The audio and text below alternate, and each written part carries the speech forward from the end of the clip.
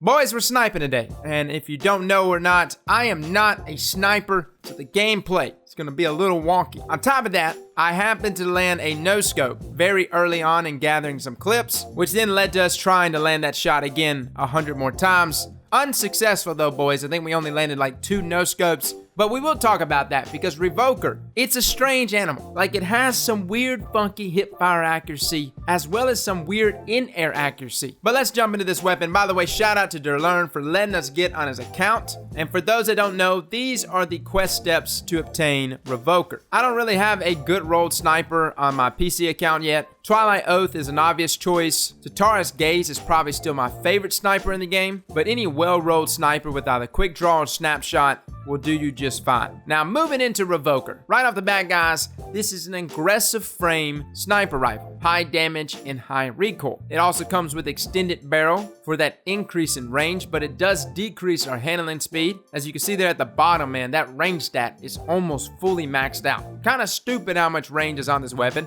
It even comes with accurized rounds, which again adds more to that range. Now, snapshot sights is our first trait here, which allows the weapon to immediately beam down sight to get those crispy quick shots off. And the unique trait here found on this Pinnacle weapon, Reversal of Fortune. Missing a shot returns the bullet to the magazine after a short duration. The weapon also comes with a +10 handling masterwork, but let's talk about that perk. That unique perk there that makes this weapon a Pinnacle weapon. First up, when you shoot a shot and you happen to miss, wait a second or two and the bullet is refunded. Now, if you shoot 2 shots off back to back and you happen to miss both of those, you will only get 1 bullet back. So keep that in mind. So if you're in a scenario where you're trying to land a shot on an enemy and you miss the first shot, but you got a clear shot to get the kill in the next one, you could take that shot and you'll get the kill, but you will not get your ammo back, as the last shot made contact with the enemy. Now, in terms of the traits, is this like a god tier trait? Well, it's nowhere near as broken as what Icebreaker was. Icebreaker would essentially just regenerate ammo all the way up to 6. And yeah, that was broken, because essentially people would just sit in the back and pop shots off without a care in the world. What this sniper rifle does with this trait is that it allows people to take the risk, to take the shot. And a lot of times I found myself taking shots that I normally would never have taken. Running there, just trying to get the no-scope, the hip fire,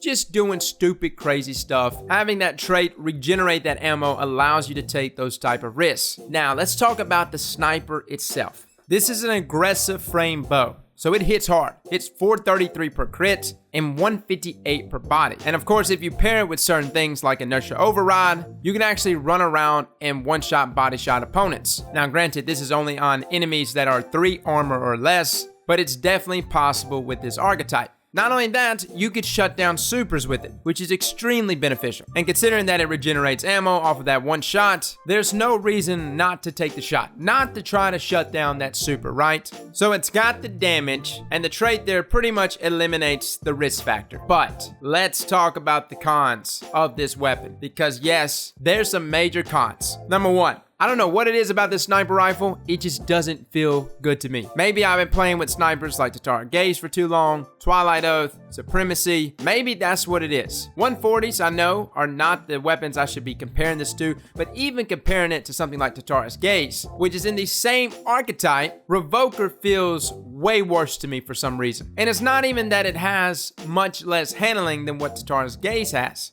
at least based on default perks. The weapon just feels sluggish. Even with snapshot, it still feels sluggish. Now, granted, if your feet are planted and you're being a laning Larry, this sniper is perfect for you. But for my players out there that are trying to just play aggressively, not that you can't do it with this sniper, there's just a lot of other snipers that I feel better using over Revoker. Now, let's talk about that scope. This is supposed to be an ambush scope, but as Bungie has mentioned, it's a custom ambush scope, whatever that means. What I can tell you is the vertical sway in this scope is extremely aggravating. And when I say by vertical sway, what I like about like Tatara's Gaze or Supremacy or Twilight, when you're sliding and moving around and playing super aggressive, when you go down your sights, when you're looking down your scope, wherever your sight is on the screen, that's where you're going to be looking at. There's not going to be much sway there. You're going to be pinpointing on whatever it is that you're looking at. Revoker, however, especially when you're moving, you'll notice that reticle is swaying. It's taking a second to settle. Now, whether this is because of the fact this is a custom ambush site,